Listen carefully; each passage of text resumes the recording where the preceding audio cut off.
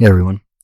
It's a drum beat you're going to hear me beat now and all through all of my podcasts. And that is safety, not only for yourself, but for people around you when you're taking photographs. So the last couple of times we talked about lighting. And it doesn't matter if you're using a reflector or an umbrella, or you have your flashes on a stand, or you have your lights on a stand, or you're using a tripod for your camera. If you are not next to it, make sure it can't fall over. Right? That would sound like a no-brainer, right? Those lights are expensive. The umbrellas and some of the reflectors may not be, but you still don't want it falling over and possibly damaging the area where you're shooting, especially if it isn't your own area, right? You go to a hotel room, for example, and you're shooting a boudoir shot and the light falls over and damages the wall, you're on the hook for that. So even though you've got a broken light, you now may have to pay damages to the hotel. And it's not a good idea to have anything that could possibly fall over.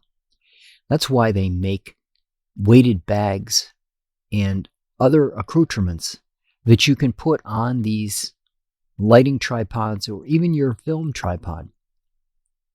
The camera tripod that I've got actually has a hook specifically designed that's at the bottom of it.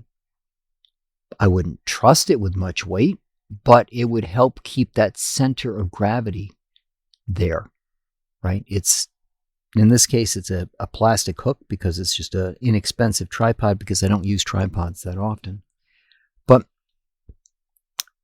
my light stands don't have something like that. They're big, they're heavy, they're metal. But if you'll notice, when they're locked out, they're pretty low to the ground, but they can go up. And you've got to make sure that you've got something in place down there. Now, what I like to use are sandbags. I think it's easy on cleanup should something happen and they open up and dump, right? It's just sand, so you don't have to worry about a powder or ball bearings or something like that you have to chase around. So all you have to worry about here is making sure that your stuff is not going to fall off the stand. So you're not going to put it on the leg where it's just going to slide down. You can put it around the bottom, right? You can put, in addition to weighting them, putting some cones and things out there so people know not to get too close, or if they do, they bump into that as opposed to the tripod, right? They make little plastic cones, and you could always put those down if you were concerned that somebody would come around a corner and not see your equipment before they walk into it, and put a couple out there for that purpose. But the goal here is to make sure that your stuff can't fall over. Now, you're never going to be able to get 100% that way. Tripods are three-legged devices. They would need to have 5 legs on them to be super stable, but they only have 3, which means they're still capable of being knocked over.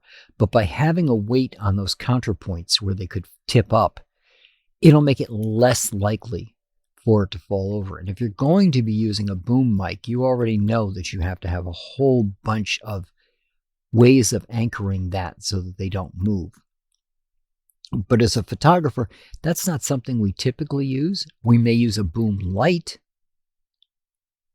but usually when we're doing our photographs, a normal light stand, a normal stand for a background even needs to be anchored. But they're going to be pretty straightforward and easy for us to set up and anchor. And having sandbags means that you can just take all those sandbags, put them in a particular bag. It'll be heavy to carry, separate from your lighting because it's heavy to carry.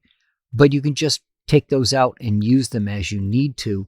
In addition, as I said, if they come open, they come open. And it's easy to clean that up and then just put the sand back in the bag. But having some form of anchor to make sure these things don't fall over is important. And I would recommend that you set them up in your home. Put it up exactly the way you would use it and weight it and then test it. right? You might want to take the light off of it when you're testing it, but in the real world, you're going to have the light on there. So if you can protect it so that if it does fall over, you're not going to hurt the light, then do it. Test out what it would take to knock that stand over.